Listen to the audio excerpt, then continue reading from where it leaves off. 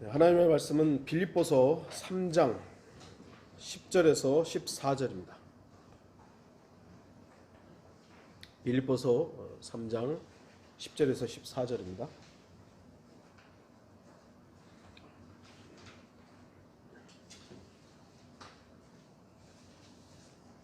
제가 말씀을 읽도록 하겠습니다. 이는 내가 그를 알고 그의 부활의 능력과 그의 고난의 교제를 알아 그의 죽음의 본을 따르려 함이며 어떻게 해서든지 죽은 자들의 부활에 이르려는 것이라. 내가 이미 이르렀다 함도 아니요 이미 온전해졌다 함도 아니라 다만 나는 붙잡으려고 쫓아갈 뿐이라. 나 역시 그것을 위하여 그리스도 예수께 붙잡혀 있노라. 형제들아, 나는 내가 붙잡은 것으로 여기지 아니하노라.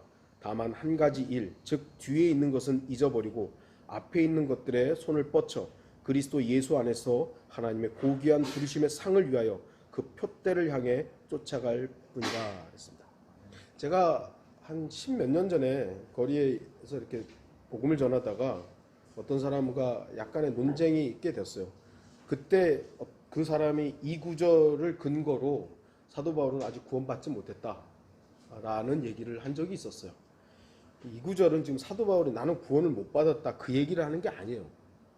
그럼에도 불구하고 이런 구절들, 다만 나는 붙잡으려고 쫓아갈 뿐이라, 이런 구절들을 갖다가 봐라, 사도 바울 아직 구원 받은 게 아니다, 이런 식으로 이제 설명하는데, 그 사람은 정말 신학을 모르는 사람이었죠. 오늘은 뭐 그런 주제를 할 건 아닙니다만, 오늘의 주제는 표대를 향하여, 맨 마지막 14절에 그 표대를 향해 쫓아갈 뿐이라, 이 부분을 함께 나누고자 합니다. 14절에서 표대라는 단어가 나오죠. 이 단어는 헬라어 어원을 따져보면 목표, 결승점, 표식이라는 의미가 있습니다. 활을 쏘는 사람의 표적이나 경주자의 결승점, 그리고 어떤 그 마지막에 딱 표지를 해놓는 이런 의미가 있습니다. 또한 영어에서는 더 마크 해가지고 마크한 게 아니라 더, 정관사 더를 붙여가지고 더 마크라는 단어는 성경에 딱 7번이 사용돼요. 요한계시록에서 짐승의 표를 제외하고는 모두 긍정적인 단어로 사용이 됩니다. 그러니까 짐승의 표 했을 때 더 마크 오브 비스트 해가지고 더 마크가 사용되는데, 짐승의 어떤 특별한 표가 있는 거예요. 요거를 빼놓고는 다 긍정적으로 마크가 사용됩니다. 에스겔 9장 6절, 늙은이나 젊은이나 처녀나 어린아이나 여자를 전부 죽이되 표가 있는 사람에게는 접근하지 말며 또 내 성소에서 시작할지니라 하시니, 그들이 성전 앞에 있는 늙은 사람부터 시작하더라. 이거 사실은 되게 잔인한 말씀입니다. 싹 다 죽여라. 근데 표가 없는 사람들, 표 있는 사람은 건들지 말고 표 없는 사람은 싹 다 죽여라, 이거거든요. 하나님의 심판이 성소에서 시작되는 겁니다. 늙은 사람부터 다 죽여라. 표 있는 사람은 놔두고. 이 말씀은 대환란 때 성취될 것입니다. 역사적인 부분에서도 있었지만 예언적인 의미에서 이제 앞으로 이 일들이 곧 발생할 것입니다. 갈라디아서 6장 17절, 이제부터는 아무도 나를 괴롭게 하지 말라. 나는 내 몸에 주 예수의 표들을 지녔느니라. 사도 바울은 자기 몸에 예수 그리스도의 표들을 지녔다라고 말합니다. 어떤 표였는지 명확하게 제시는 하지 않습니다만, 자신의 몸에 지녔다면 몸에 어떤 보여지는 게 있을 거 아니에요. 그가 받았던 박해로 인한 몽둥이로 맞았던, 또는 뭐 여러 가지 형태로 몸에 상처난 부분들이 바로 예수 그리스도를 증거했던 표였던 거예요. 오늘 본문에도 표대라는 단어는 영어 단어 더 마크입니다. 이 단어를 이제 한글 킹제임스 성경에서는 표대라고 번역을 한 것입니다. 사도 바울은 이미 표를 지닌 사람입니다. 예수의 표들을 지녔다라고 얘기했잖아요. 그러면서도 사도 바울은 오늘 본문에서는 표대를 향하는 사람이다. 나는 표를 지녔지만 표를 향해서 내가 지금 가고 있다. 쫓아가고 있다. 그는 목표가 분명한 삶을 살았습니다. 목표가 분명했던 거예요. 어디를 향해 갈지를. 사도 바울은 표대를 향해, 즉 목표, 결승점을 향해 달리던 미래지향적인 사람이었던 것입니다. 지금에 멈춰져 있는 것이 아니라 바로 표대를 향해서 쫓아가고 있는, 달려가고 있는 그런 삶을 살았던 것입니다. 하나님께서는 사도 바울을 통해서 기록하신 빌립보서 3장을 하나님을 믿고 섬기는 성도들이 무엇을 향해 나아가야 할지 그 방향을 정확하게 제시해 주고 있습니다. 우리는 어디를 향해 나아갈 것인가? 10절을 보면 사도 바울은 자신이 예수 그리스도를 알고 그의 부활의 능력을 알았다고 기록합니다. 또한 예수 그리스도를 증거하고 따르는 일에 있었던 많은 고난의 교제라고 말합니다. 교제라는 게 뭐예요? 친근함이잖아요. 근데 고난받는 게 교제래요. 그만큼 예수 그리스도로 인해서 받는 것들을 감사함으로 누렸던 것이죠. 그리고 바울은 죽기를 갈망했던 사도였음을 알 수 있습니다. 그 이유는 무엇이었겠습니까? 그가 고린도후서 12장에서 기록하고 있는 것처럼 셋째 하늘에 끌려 올라가서 말할 수 없는 것들을 보고 들었기 때문에 그는 하루빨리 하늘로 올라가기를 열망했습니다. 특별한 경험이죠. 아무나 경험하는 건 아니에요. 사도 바울은 돌에 맞아서 죽었다라고 표현할 수 있겠죠. 죽었을 때 셋째 하늘에 간 거예요. 그래서 그곳에서 너무나 많은 것들을 보고 들은 것이죠. 그래서 깨어나 보니까 아이고 저희가 더 좋은데 나 뭐하러 깨어나. 그래서 이제 또 그 성으로 막 또 들어간 거예요. 죽으려고. 그래서 빌립보서 1장 23절 24절은 이렇게 표현합니다. 내가 그 둘 사이에 끼어 있으니 하늘과 땅에 끼어 있다라고 표현하는 겁니다. 내가 떠나서 그리스도와 함께 있을 욕망을 갖는 그것이 훨씬 좋으나 주님과 함께 하는 게 훨씬 좋다 이거예요. 안 그러겠어요? 육신에 남아 있는 것이 너희를 위하여 더 필요하리라. 좋은 건 주님과 함께 하는 건데 필요 때문에 남아 있는 거예요. 성도들의 필요 때문에 남아 있는 것이지 자신의 바람, 자신의 소망은 위에 있는 거니까 아유 차라리 위에 갔으면 좋겠다. 그런데 당신들 때문에, 성도들 때문에 내가 남아 있겠다. 제가 언젠가 자살 중독자라는 설교했었죠. 사도 바울은 정말 죽고 싶었던 거예요. 근데 오늘날 사람들이 자살하는 것과는 전혀 다른 이유 때문입니다. 전혀 다른 것이에요. 그리스도인들이 자살하는 것은요, 죄입니다. 네, 죄예요. 물론 그리스도인이 자살한다고 해서 구원이 취소되는 건 아니지만 그건 하나님을 향해서 죄를 짓는 것이에요. 하나님은 아까도 말씀드렸지만 생명을 자꾸 낳는 것인데 그 생명을 해하고 생명을 죽이는 자살이라는 거예요. 나를 살인하는 거잖아요. 그건 그리스도인의 일이 아니에요.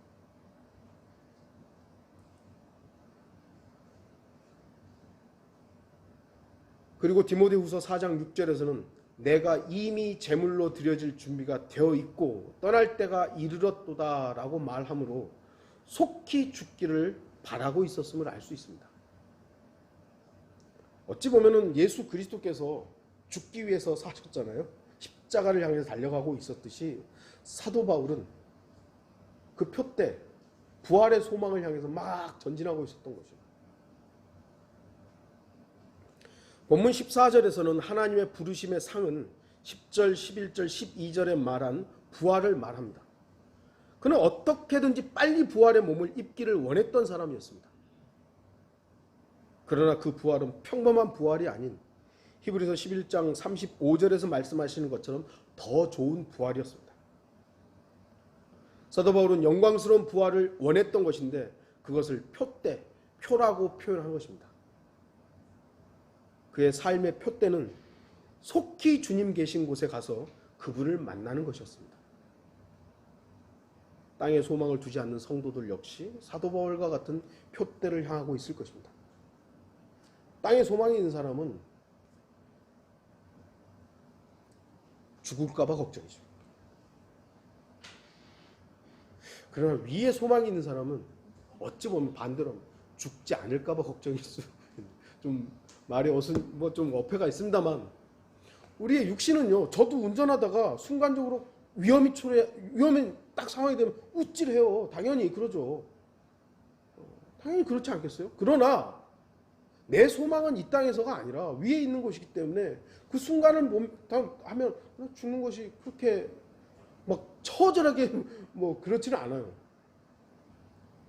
주님을 만나는 것이 얼마나 더 복된 일일까요? 그리스도인에게 있어서 소망, 참된 소망은 주님께 회복되는 거잖아요. 우리가 아직 육신을 입고 있기 때문에 성도들의 건강을 위해서 저는 애타게 기도합니다. 우리 성도의 건강을 위해서 기도하고 항상 관심이 있고 주님의 필요에 의해서 우리를 건강해 주십시오. 건강을 허락해 주십시오 합니다. 그러나 우리의 진짜 소망은 우리가 다시 한번 돌아봐야죠. 땅이 아니라 위라는 것이죠. 여러분도 알다시피 사도 바울은 주님을 만나고 그의 생애는 완전히 바뀌었습니다. 그의 삶은 표대를 바라본 삶이었습니다. 저와 여러분도 주님을 만났고 또 알아가고 있습니다. 그렇다면 저와 여러분의 인생은 표대를 향하고 있습니까? 내 인생의 방향은 지금 어디인가? 이 표대는 하나님의 부르심의 상을 말합니다. 우리는 하나님의 부르심을 받은 사람들이에요. 그렇기 때문에 표대를 향해 달릴 수 있습니다. 이 부르심은 히브리서 3장 1절에 따르면 하늘에 속한 부르심이라고 말씀하고 있고요. 디모데후서 1장 9절에서는 거룩한 부르심이라고 말씀합니다. 그렇기 때문에 이 경주는요, 이 부르심은 구원받은 사람만 참가하는 거예요. 구원받은 사람만. 사도 바울 당시에만 해도요, 그때도 지금처럼 올림픽이라는 건 아니었지만 경주들이 있었죠. 헬라인들, 로마인들이 경기를 했어요. 그 경기를 할 때는요, 남자들만. 이방인들은 안 돼요.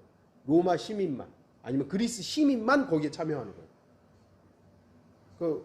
여러분도 알다시피 그때 당시 올림픽은 다 빨고벗고 했거든요. 그러니까 여자들은 못 오겠어요.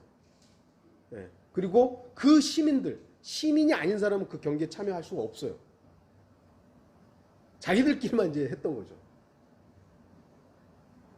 여자들, 노예들, 이방인들 절대 그 경기에 참여할 수 없었습니다.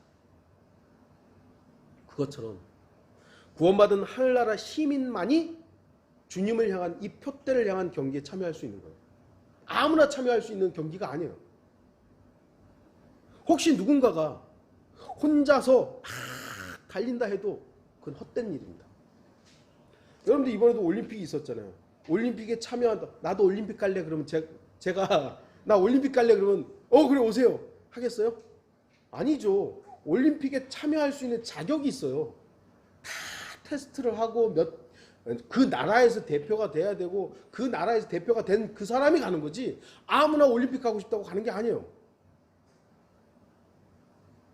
주님을 향해 나아가는 이 경기도요, 아무나 참여할 수 있는 게 아니에요.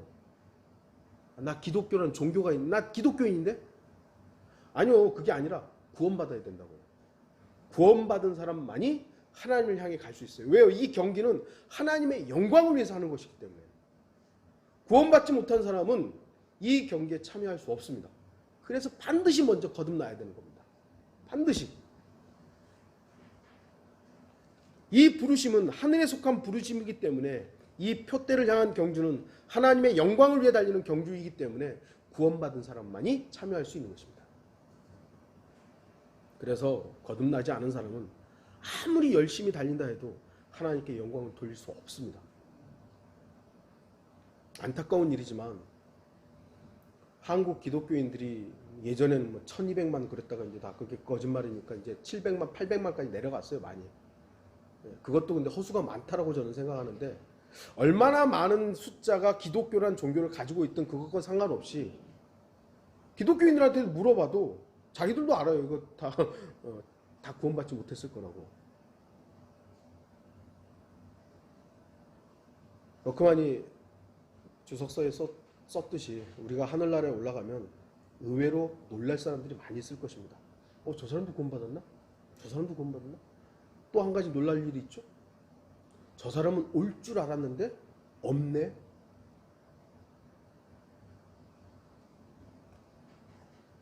그래서 우리는 어떤 교회를 선택하라, 어떤 종교를 선택하라가 아니라 당신은 죄인으로서 반드시 거듭나야 됩니다를 말해야 되는 거예요. 당신은 거듭나야 됩니다. 어떻게 거듭납니까? 예수 그리스도를 개인의 구주로 영접하라고. 그분만이 유일하게 당신을 지옥의 저주로부터 구원할 수 있는 구원자라고. 우리가 할 일은 그거예요. 그래야 그 사람이 이 경주에 참여할 수 있는 것입니다. 하나님을 영화롭게 하고 그리고 표대를 향해서 나갈 수 있는 것이죠. 본문을 기록한 사도 바울의 경우가 대표적인 경우이죠. 그는 주님을 만나기 전 얼마나 열정적으로 하나님의 일을 했습니까? 자신은 하나님의 일을 한다고 생각했잖아요. 유대교에 있었을 때 유대교의 전통에 의해서 정말 너무 열심히 했던 거예요. 그래서 그리스도인들을 박해하면서 다닌 거예요. 너무 열정적이었죠. 그러나 그 일은 하나님의 교회를 박해하는 일로 결코 하나님께 영광을 받으실 수 없었던 것입니다. 그러나 그에게 아주 중요한 일이 발생하죠. 다마스커스로 가다가 주님의 부르심을 받는 겁니다. 사울아 사울아. 그리고 주님은 그에게 자신을 밝힙니다. 나는 누구다. 네가 박해하는 가시체를 걷어차는 게 나에게 고통이다. 하는 나는 네가 바로 박해하는 그다 라고 제시를 합니다. 하지만 여기서 중요한 부분이 바로 다음입니다. 사도 바울은 주님께 묻습니다. 주여 내가 어떻게 하길 원하시나이까. 근데 이게 참 중요한 구절인데요. 사도행전 9장 5절 하반절부터 6절 중간이 다른 성서들에는 빠져 있는 거죠. 없어요.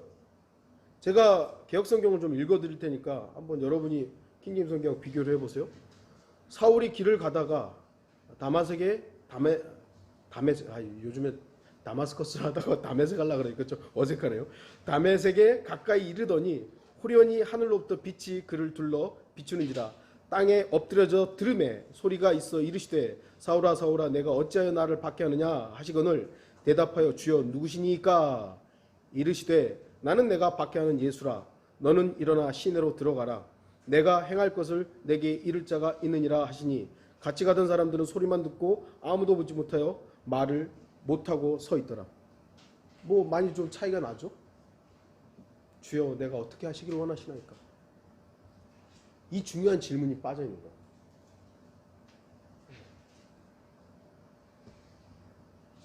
질문하는 것 자체가 잘못된 게 아니에요. 어떤 질문이냐가 중요하죠. 성도들은요 하나님께 질문할 수 있어야 돼요.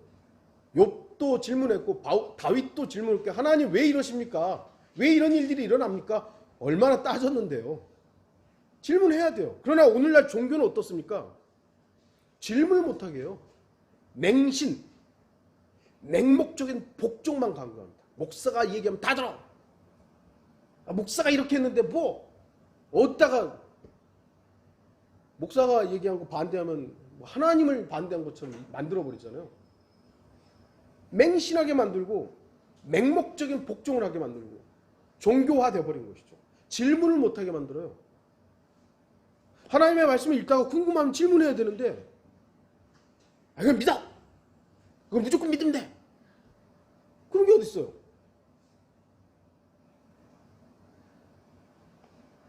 주님을 만난 사람은 주님께 필요한 질문을 할 수 있어야 돼요. 주님 제가 어떻게 하기를 원하세요? 주님을 만났는데 주님이 나한테 뭘 원하실 거 아니에요. 그럼 주님 제가 뭘 하기를 원하세요? 물어봐야 될 거 아니에요. 근데 그런 질문이 없어요. 그냥 무조건 하라고 하는 대로 하래요.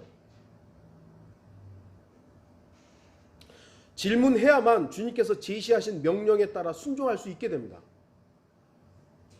질문하지 않기 때문에 자기 멋대로, 자기 방식대로, 자기 생각대로 행동하게 되고 그러한 자기 옳음을 하나님의 뜻이라고 착각하게 되는 거예요. 오늘날 한국의 교회는 어마어마하게 많잖아요. 그게 하나님의 뜻이라고 누가 그랬죠? 목사들이 그렇게 얘기한 거지 하나님은 그렇게 교회 예배당 많이 지으라고 하신 적 없어요. 우리나라가 세계에서 예배당은 제일 많잖아요. 목사도 제일 많고 하나님이 우리나라의 이 좁은 땅덩어리에 인구도 이제 뭐 5천만 좀 넘는데 여기 이렇게 많은 목사가 필요할까요? 예? 다 하나님 뜻이 되잖아요. 다 하나님의 뜻. 하나님께 묻지 않고 자기가 한 거예요. 그래놓고 이게 하나님이 했다고. 저도 목사지만 참 이렇게 죄송해요.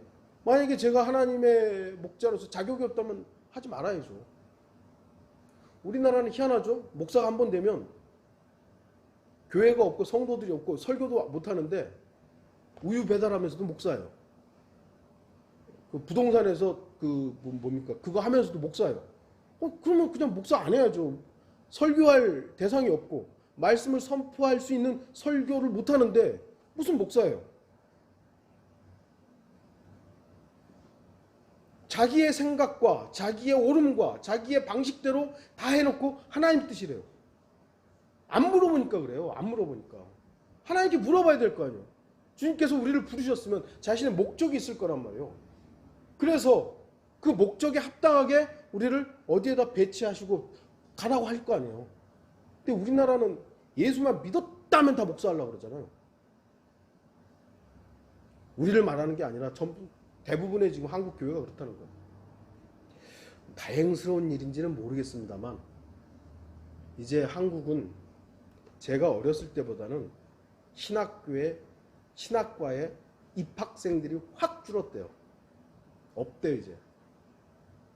뭐 총신대니 이런 데 들어가는 사람은 많은데 신학과에 가는 사람이 없는 거예요. 왜 그럴까요? 돈이 안 되는 거 이제. 예전에는 목사 했다 그러면은 돈이 되고 뭐 큰 교회 가서 막 뭐 했는데 이제는 돈이 안 되는 거예요. 그러니까 안 하는 거예요. 씁쓸합니다. 여러분들이 주님께서 부르셨고 우리가 주님을 향해 나아간다면 계속 주님 앞에 질문해야 돼요. 주님, 제가 계속 목회를 해야 돼요. 저도 질문해요. 제가 한국에 돌아오면서 내가 계속 해야 됩니까? 성도들도 없고 우리 가정에서 모이는데 계속 해야 됩니까? 계속 묻는 거예요. 근데 하나님께서 1명, 2명 보내주시고 내가 이들을 위해서 내가 설교해야 됩니다. 해야 됩니까? 했을 때 하라고. 여러분들이 유 목사님 필요 없다고. 이제 우리 필요 없다. 그러면 안 하면 되는 거예요, 그냥. 굳이 뭐 안 물어보고 계속 자기 뜻만을 고집하는 거예요. 우리가 표대를 향해 달릴 때 알아야 하는 것은 뒤에 있는 것들은 잊어버려야 됩니다. 13절에 그 내용이 나오죠. 형제들아 나는 내가 붙잡은 것으로 여기지 아니하노라. 다만 한 가지 일, 즉 뒤에 있는 것은 잊어버리고 앞에 있는 것들에 손을 뻗쳐 그렇습니다. 그리스도인은 어떤 사람들입니까? 그리스도인은 영원을 준비하며 오늘을 사는 사람입니다. 영원을 준비하면서 오늘을 사는 사람이에요. 그래서 현실이라는 지금이라는 시간을 최선을 다해서 오늘을 신실하게 사는 사람이 그리스도인이에요. 세상 사람들은 옛날 얘기하잖아요. 내가 옛날에 뭘 했고 옛날에 뭐 특히 이제 나이 드신 분들 같은 경우는 보면 그냥 옛날에 무용담을 그냥 다 늘어나요. 그리스도인은요, 내가 옛날에 구령을 몇 명을 했고 내가 옛날에 어떤 교회를 다녔고 내가 옛날에는 뭐 신학원에서 뭘 했고 다가 필요 없는 일들이에요. 지금 어떠냐고요. 지금 주님과 어떤 교제를 하고 있고 내가 주님과 어떻게 동행하고 있고 주님으로부터 어떤 것들을 내가 누리고 있는가, 그게 중요하거든요. 근데 맨날 옛날 얘기하는 거예요. 옛날 얘기. 내가 말이지. 그리스도인은 결코 과거에 집착하는 사람들이 아니라는 것을 오늘 말씀은 제시하는 것입니다. 사도 바울은 우리에게 이미 지난 과거에 집착하거나 지나간 것을 생각하지 말고 앞에 있는 것들에 손을 뻗쳐 그것을 쫓으라고 말합니다. 그러므로 뒤에 있는 것들이 무엇이었든지 간에 다 잊어버리라는 것이죠. 우리가 잊지 말아야 할 과거는 딱 한 가지예요.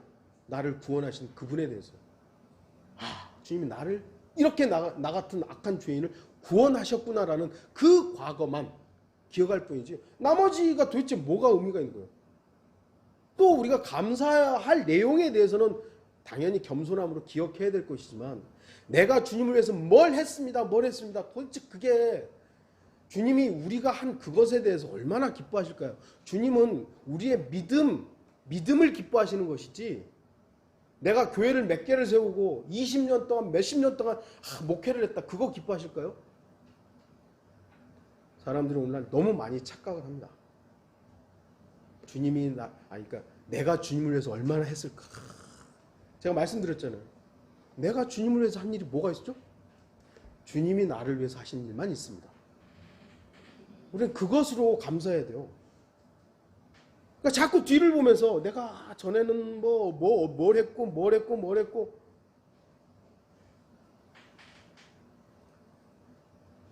우리가 부끄러웠던 일들이라도 잊어야 됩니다. 자랑할 만한 것들도 잊어야 됩니다. 그건 나를 기준으로 했기 때문이죠. 우리가 자랑할 건 주님 말고 뭐가 자랑할 게 뭐가 있어. 주님을 자랑해야죠. 그것이 육신에 속한 일이든 영적인 일이든 간에 다 잊어버리고 앞을 향해 달리라는 것입니다. 사도 바울은 본문 4절부터 보면 자신의 출신 배경에서부터 많은 것들이 남들에게 뒤질 것이 없다라고 밝히죠. 4절부터 제가 잠깐 읽으면 나도 육신을 신뢰할 만하니 만일 누군가가 육신을 신뢰할 만한 것이 있다고 생각한다면 나는 더욱 그러하니라. 나는 8일 만에 할례를 받았고 이스라엘이며 베냐민 지파요 히브리인 중에 히브리인이요 율법에 의하면 바리새인이라. 열성으로 말한다면 교회를 박해하고 율법의 의로 말한다면 흠이 없음이라. 그러나 나에게 유익하던 것은 무엇이나 그리스도를 위하여 다 손실로 여겼느니라. 예수님 때문에 다 손실로 똥으로 배설물로 여길 수 있어야 되는데 오늘날 기독교인들 어때요? 이 똥을 자랑하고 있잖아요. 우리 성도들이야 그럴 일이 없습니다만 제가 아버지 교회 이제 소식들을 들었을 때 보면은 지금이 아버지 교회 없습니다만 권사님들이 교회 올 때 다 가락지 끼고 한대요. 패션쇼를 하러 온다는 거죠. 도대체 왜 그럴까요? 자랑할 게 그거밖에 없기 때문에. 자랑할 게 그거밖에 없기 때문에. 그러나 성도들이라면 자랑할 것이 주님이기 때문에 다른 거 필요 없어요. 여기 와서 여러분 뭘 자랑하시겠어요? 지난 한 주간 주님께서 나에게 베푸신 은혜를, 나에게 베푸신 사랑을, 그걸 말하는 것. 그거 말고 뭐가 있을까요? 성도는 과거에 어떻게 했다는 것을 말하는 사람들이 아닙니다. 지금 어떠한가를 말하는 사람들이에요. 지금. 그리고 표대이신 주님을 소망합니다. 주님께서는 이미 우리에게 쟁기를 잡고 뒤를 돌아보는 자는 하나님의 나라에 합당하지 않다고 말씀하셨습니다. 누가복음 17장 32절에서는 우리에게 롯의 아내를 기억하라고 말씀하십니다. 롯의 아내의 결정적인 기억이 뭐죠? 뒤를 돌아본 거예요. 뒤를 돌아본 거예요. 그거 하지 말라는 거예요. 우리가 알아야 하는 것은 하나님께서는 우리의 과거에 대해서는 묻지 않으시고 기억도 아니하신다는 것이요. 네가 옛날에는 이랬지 저랬지. 이건 구약 때 일이고요. 이스라엘 백성들이 죄를 져놓고 막 하나님 앞에 이제 하나님이 막 징계하면 살려달라고 하잖아요. 그럼 하나님 살려주시죠. 근데 또 반복하죠. 그러면 하나님 뭐래? 너네 전에 이랬는데 또 해? 꼭 한 번씩 물어보는 거죠. 너네 전에 이랬는데 내가 용서해 줬잖아. 근데 또 이래? 그게 구약이에요. 구약은 그렇게 자꾸 하나님께서 반복해요. 근데 신약에서는요, 반복을 할 수가 없어요. 왜죠? 예수 그리스도의 피죠. 그분의 피로 싹 제거가 된 거잖아요. 보라, 세상 죄를 제거하는 하나님의 어린 양이라. 그래서 제거되었기 때문에 하나님께서 뒤를 보고 뭔가를 또 끄집어내려고 해도 끄집어낼 게 없어요. 지금 나의 육신의 상태를 말하는 것 뿐이죠. 그래서 우리는 현재에 대해서 하나님 앞에 정직해야 돼요. 현재에 대해서. 완벽할 수는 없습니다. 완벽할 수는 없지만 우리의 자세가 어떠해야 하는가. 그래서 항상 우리는 십자가를 바라봐야 되는 것이고 그 십자가에서 나에게 다 이루었다고 하신 그 말씀을 우리는 잊지 말아야 하는 것이죠.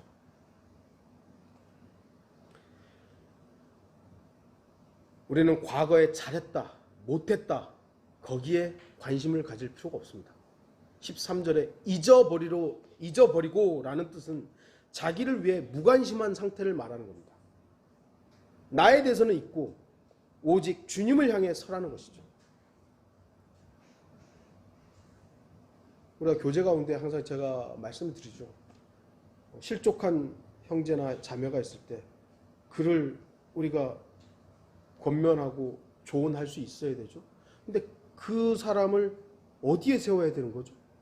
주님 앞에 세워야 되는 거예요. 나와 친분으로 엮이는 게 아니에요. 내가 저 형제를 내가 사랑하는데 어떻게 하면 저 사람이 다시 믿음을 회복할까? 물론 우리는 기도하고 관심을 가져야 되고 그를 위해서 정말 애타게 마음을 가져야 되죠. 그러나 그와 나의 관계가 회복되는 것, 그게 중요한 게 아니에요. 그가 주님 앞에 서는 게 중요한 거예요. 주님 앞에 서는 거. 그래서 우리는 그 부분을 위해서 기도하는 것이죠. 형제님, 자매님, 주님을 회복하시라고. 주님을 회복하시라고. 그래야 경기장에 다시 들어올 수 있는 거예요. 뒤에 있는 거 보지 마십시오. 아, 저 형제가 예전엔 이랬고 저랬고 이랬고 저랬고 나는 이랬고 저랬고 그거 필요 없어요. 지금 나의 상태가 어떤가.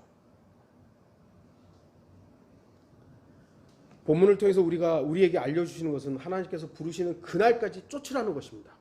12절 14절에 쫓아갈 뿐이라고 기록하죠. 쫓아갈 뿐이라. 이미 이르렀다 함도 아니요 이미 온전해졌다 함도 아니라. 육신에 대한 부분이지 구원에 대한 부분을 말하는 게 아닙니다. 사도 바울 역시 표대를 향해 계속 쫓아갈 뿐이라고 말하고 있습니다. 현재 진행형입니다. 우리의 구원은 이미 이루어졌죠? 우리의 구원이 진행형이 아닙니다. 구원은 완료형입니다. 완료됐어요. 끝났어요. 예수 그리스도의 보혈로 이미 우리의 구원은 완료됐어요. 그런데 왜 우리가 믿음의 생활을 하고 있는 것이죠? 몸의 구속 때문이에요. 이 몸이 아직도 불안하기 때문에 아직 여전히 육신적이고 여전히 죄에 더 빨리 반응하고 여전히 나보다 잘 되는 사람들 보면은 시기하고 질투하고 뭐 이런 것들이 남아있기 때문에 아 주님 내 혼과 영에 이미 거듭났고 구원받았는데 이 몸이 아직도 이렇습니다.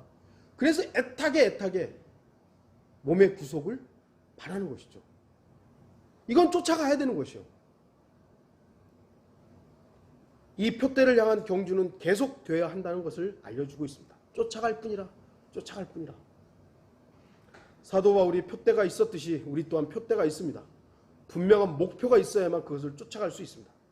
그러나 표대가 불분명해지거나 어디 있는지 모른다면 한 발도 내디딜 수가 없죠. 이번에도 그 패럴림픽인가요? 저는 88년도에 한국에서 88 올림픽 할 때 여기 88년을 모르는 형제들도 있겠습니다만, 예, 제가 그때는 이제 신학교 1학년 때였나?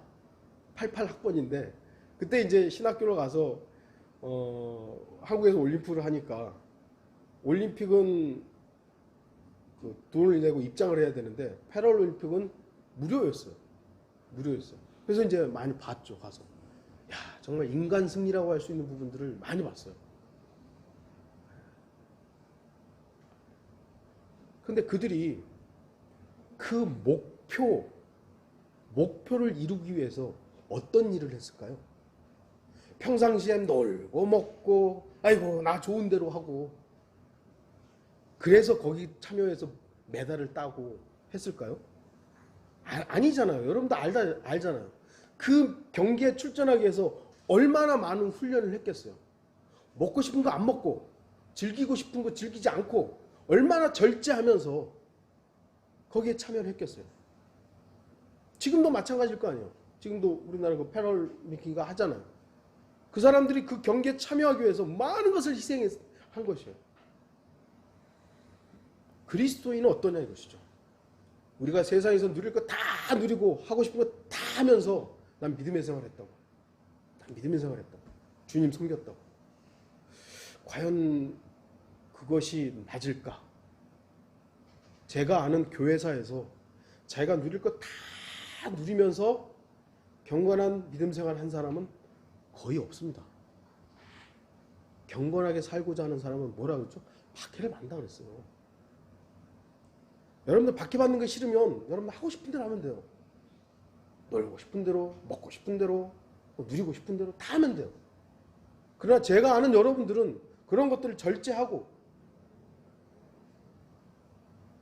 제어하고 죄가 오면 그 죄에 대해서 반응을 하려고 하고 그런 분들인 거예요. 저 역시도 그러려고 하고.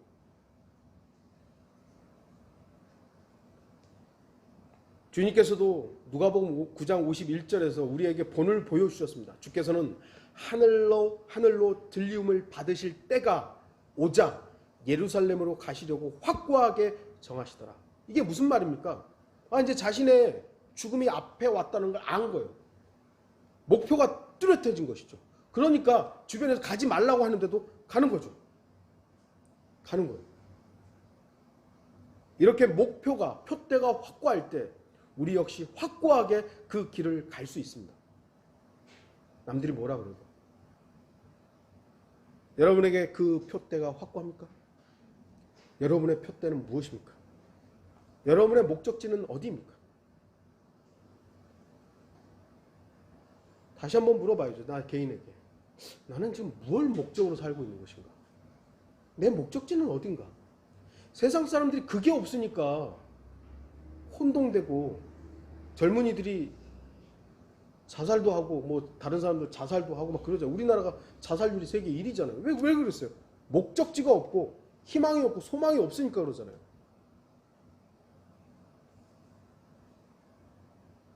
저의 소망, 여러분의 소망은 예수 그리스도이기를 바랍니다. 우리 믿음의 절정은 주님을 만나는 거예요. 지금도 주님을 만나고는 있습니다만 실제 눈으로 보이는, 눈으로 보고 끼어안을 수 있는, 이제 주님이군요 하고 만날 수 있는 그 믿음의 절정은 정말 우리를 부르신 그날이겠죠. 저는 그날을 목적으로 살아가요.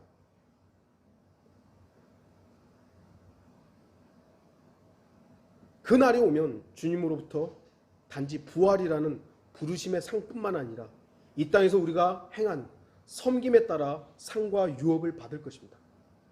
저의 목적은 상을 많이 받기 위해서 살아가는 건 아닙니다. 하지만 이 땅에서 주님을 향해서 나아가는 길에 나름 절제하고 제어하고 이러므로 인해서 주님을 섬김에 있어서 제가 많은 손해를 봤던 부분에 대해서 주님 보상하실 거라는 거예요. 그걸 성경이 말하는 것이니까. 심은 대로 거둔다고. 여러분도 그러잖아요. 돈 더 많이 벌 수 있는 직장이 있는데도 불구하고 주님을 섬기는 직장을 가는 거예요. 예. 돈 더 많이 벌 수 있는 뭐가 있는데도 불구하고 주님 때문에 손해를 입는 거예요. 그럼 주님이 그래 잘했다 하고 끝나실까요? 저는 그렇게 생각하지 않아요. 그것에 대해서 하나님께서는 외면하지 않는다는 거죠. 우리가 그걸 목적으로 사는 건 아니지만 최소한 주님을 섬기기 위해서 손해봤던 부분들에 대해서는 주님께서 외면하지 않는다는 겁니다.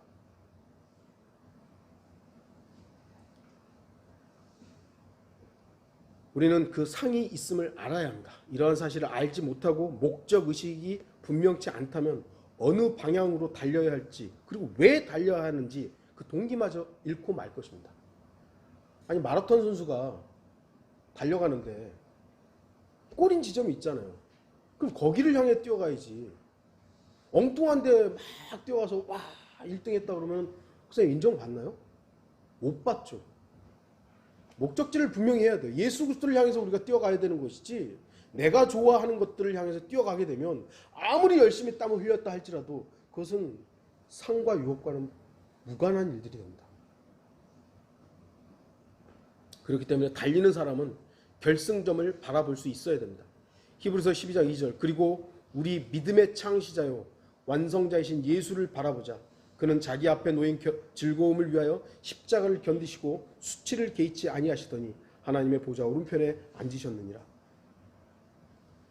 우리가 표대를 향해 갑니다. 이 표대를 향해 가는 사람들은 결승점에 먼저 도착해 계신 주님을 바라보고 달려야 됩니다. 주님은 이미 승리하셔서 그 결승점에 계세요. 그리고 빨리 오라고 손짓하고 계시죠. 근데 우리가 딱 목표자가 딱 있으면 그 목표만 보고 가면 되는데 자꾸 이렇게 보는 거예요.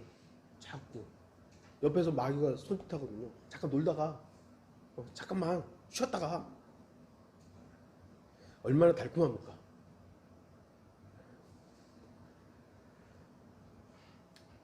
또한 많은 구름 같은 증인들도 있음을 여러분들 기억하십시오. 우리보다 먼저 주님을 섬기다가 간 성도들이 있습니다.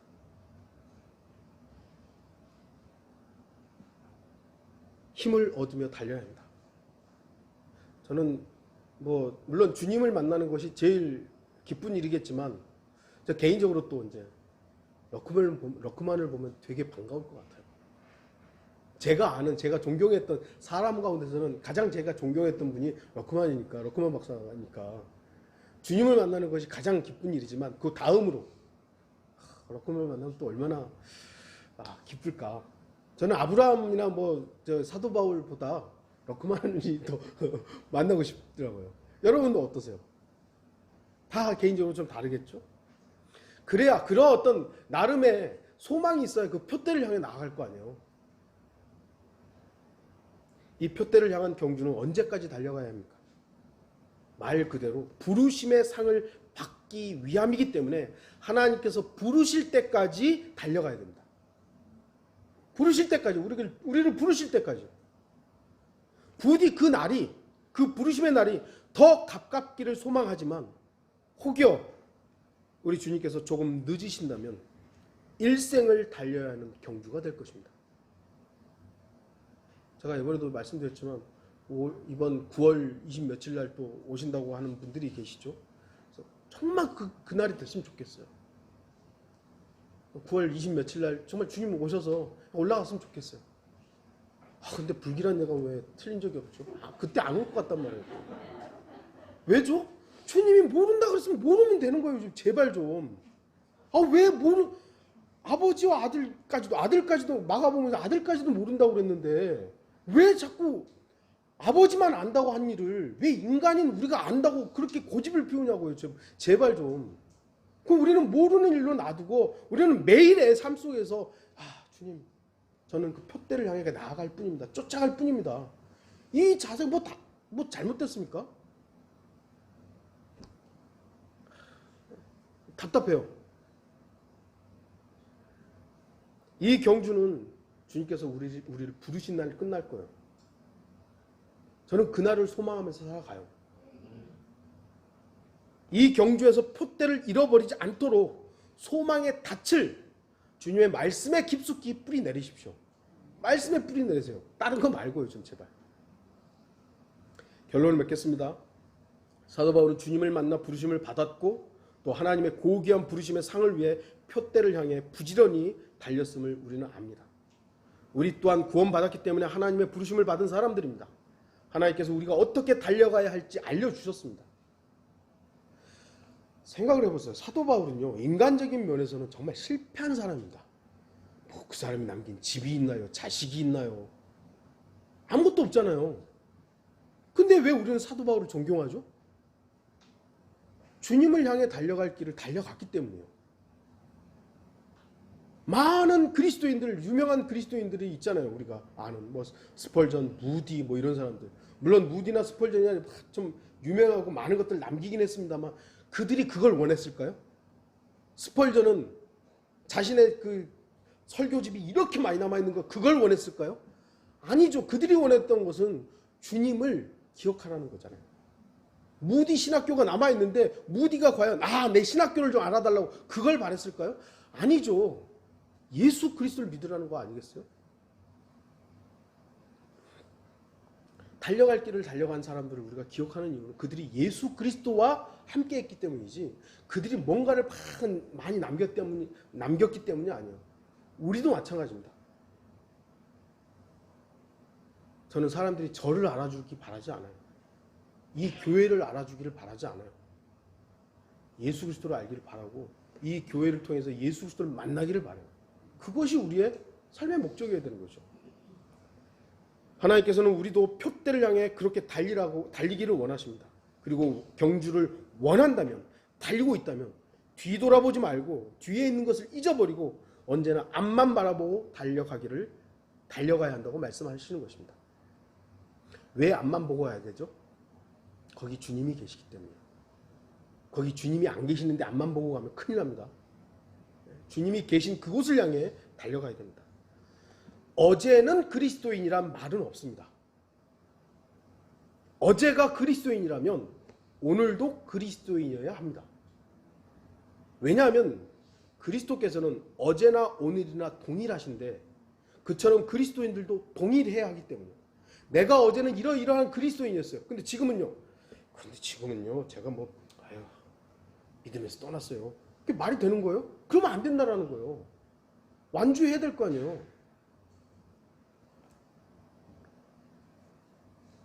우리의 표대를 향한 경주는 지속돼야 됩니다. 이 경주는 처음의 시작을 얼마나 멋지게 했느냐가 중요한 게 아니에요. 우리의 구원의 간증을 들어보면 극적으로 구원받은 분도 계시고 이렇게 구원 받았는지 안 받았는지 잘 모르게 그냥 구원받아서 하는 분도 있잖아요. 근데 그게 중요한 게 아니라고요. 물론 극적인 사도 바울처럼 극적으로 구원받은 그런 드라마틱한 내용을 들으면 이야 그럴 수 있지만 어떤 분들은 그냥 나는 그냥 믿었다고, 내가 죄인이라는 거 알고 주님이 나를 구원했다는 거 알고 그냥 믿었다고. 정말 밋밋하죠. 그게 중요한 게 아니에요. 내가 지금 현재 주님을 어떻게 누리고 있고 주님을 어떻게 교제하고 있고 그분을 어떻게 영화롭게 하느냐, 지금 어떤 경주를 하고 있느냐, 표대를 향해 가고 있느냐. 저와 여러분 또한 정확한 표대를 쫓아가는 자들로서 주님께서 부르시는 그날까지 신실하게 믿음의 경주를 완주하는 승리자들이 되기를 바라는 것입니다. 다 같이 기도하시겠습니다.